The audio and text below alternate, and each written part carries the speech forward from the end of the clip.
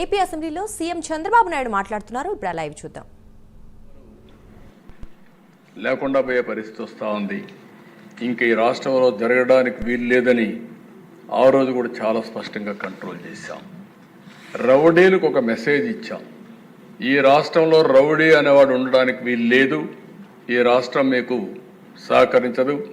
అలాంటి వాడు ఉంటే ఈ రాష్ట్రాల నుంచి పారిపోవడం బెటర్ అని చెప్పి కూడా హెచ్చరించా.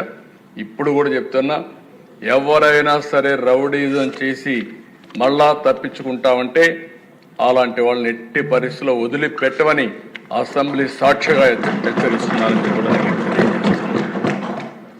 అయితే అధ్యక్ష, ఇవన్నీ జరగాలంటే ఈరోజు మనం చూస్తే కొన్ని చట్టాలు కూడా పగడ్బందీగా ఉండాల్సిన అవసరం ఉంది.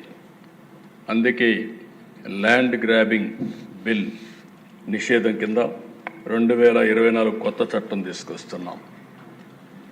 మాకు ఏ కంప్లైంట్ వచ్చినా ఇప్పటికి కూడా ఇక్కడ అన్ని సమస్యల పరిష్కారం చేయగలుగుతున్నాం. కానీ వీళ్ళు చేసినటువంటి ఈ భూ వివాదాలు, ల్యాండ్ రిలేటెడ్ కాన్ఫ్లిక్ట్స్ అయితే భయంకరంగా తయారైనాయి. 22A ఉపయోగించారు, రికార్డ్స్ తారుమారు చేశారు, ప్రభుత్వ భూములు కొట్టేశారు, ఫారెస్ట్ భూములు కొట్టారు. ఇవి మామూలుగా ఫారెస్ట్ భూముల దగ్గరికి ఎవరు పోరు, అలాంటివి కూడా జరిగే పరిస్థితి వచ్చింది. అందుకే ఈ ప్రత్యేక చట్టం కూడా గుజరాత్లో చాలా బాగా పనిచేసింది. ఎవరైనా సరే ల్యాండ్ గ్రాబింగ్ చేస్తే, భూ కబ్జాలకు పాటుపడితే ప్రభుత్వం కేసు పెట్టిన తర్వాత దాన్ని ప్రూవ్ చేసుకునే బాధ్యత కూడా వాళ్ళపైనే ఉంటుంది. దాంట్లో మళ్ళీ ఏమాత్రం కూడా ఉపేక్ష లేదు. అలాంటి పగడ్బందీ చట్టాన్ని కూడా తీసుకొస్తున్నాం. ఈ చట్టం ద్వారా ఎక్కడైనా ఎవరైనా సరే భూ కబ్జా చేయాలంటే భయపడే పరిస్థితి రావాల్సిన ఉంది. అలాంటి చట్టాన్ని కూడా తీసుకొస్తామని చెప్పి కూడా నేను మీకు తెలియజేస్తున్నాను. అదే మరిగా దిశ, ఈరోజు టెక్నాలజీ డ్రోన్స్ ఉపయోగిస్తున్నాం. ఇంకా మా వాళ్ళందరూ మాస్టరైజ్ చేస్తున్నారు.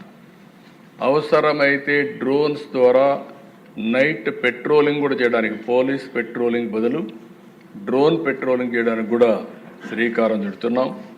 CCTV కెమెరాలు పెడుతున్నాం, లేటెస్ట్ టెక్నాలజీ పెడుతున్నాం. ఒక్కొక్కసారి దిశ చాలామంది కేసుల్లో తప్పించుకుంటున్నారంటే నేరాలు చేయడం, సాక్ష్యాలను తారుమారు చేయడం, తద్వారా పనిష్మెంట్ లేకుండా తప్పించుకునే పరిస్థితికి వస్తున్నారు. కానీ ఇటీవల డిపార్ట్మెంట్ మీరు చూస్తే చాలా గట్టిగా పనిచేసి 2-3 నెలల్లోనే శిక్షలు పడే కన్విక్షన్ వచ్చే పరిస్థితి తీసుకొచ్చారు. దానికి డిపార్ట్మెంట్ మనస్ఫూర్తిగా అభినందిస్తున్నా. ఇది వండర్ఫుల్ వర్క్. దీన్ని ఇంకా పకడ్బందీగా మనం చేయాల్సిన అవసరం ఉంది. ఇది కూడా చేస్తామని చెప్పి నేను మీకు తెలియజేసుకుంటూ, ఇంకొక పక్కన సైబర్ సెక్యూరిటీ కూడా చాలా ముఖ్యం. దీంట్లో కూడా 26 సైబర్ పోలీస్ స్టేషన్లు పెడుతున్నాం. దీని ద్వారా కూడా ఎక్కడ సైబర్ క్రైమ్ చేస్తే అలాంటి నేరస్తుల్ని ఇమీడియట్గా పట్టుకునే పరిస్థితి వస్తుంది. FSL కూడా ఇంకా బాగా ఇంప్రూవ్ చేయాల్సిన అవసరం ఉంది.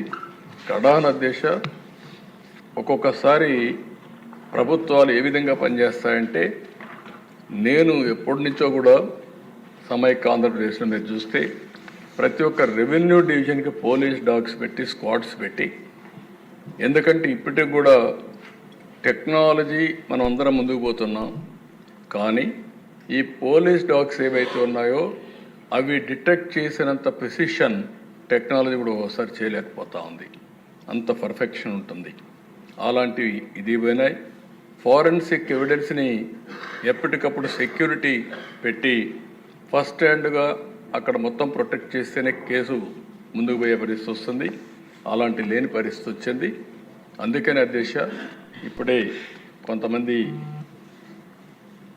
మాట్లాడినప్పుడు కూడా చెప్పారు, వివేకానంద రెడ్డి మర్డర్ కూడా ఓసారి ఆందోళన కలుగుతుంది ఎవరికైనా సరే. ఒక మర్డర్ జరిగిన తర్వాత, ఒక సెన్సేషనల్ మర్డర్ జరిగిన తర్వాత 6 మంది సాక్షులు ఆ కేసులో ఇన్వాల్వ్ అయిన వాళ్ళు ఎలిమినేట్ అయిపోవడం అనేది, చనిపోవడం అనేది అదొక ఆవేదన, ఆలోచన కలుగుతుంది. ఎప్పుడైనా పోలీస్ డిపార్ట్మెంట్ గుర్తుపెట్టుకోవాల్సింది, ఒక సెన్సేషనల్ కేసు వచ్చినప్పుడు దాని తర్వాత పరిణామాలన్నిటి కూడా క్షుణ్ణంగా ఎగ్జామిన్ చేసి ఎప్పటికప్పుడు యాక్షన్ తీసుకోవాల్సిన అవసరం ఉంది. మీరందరూ కూడా ఎందుకంటే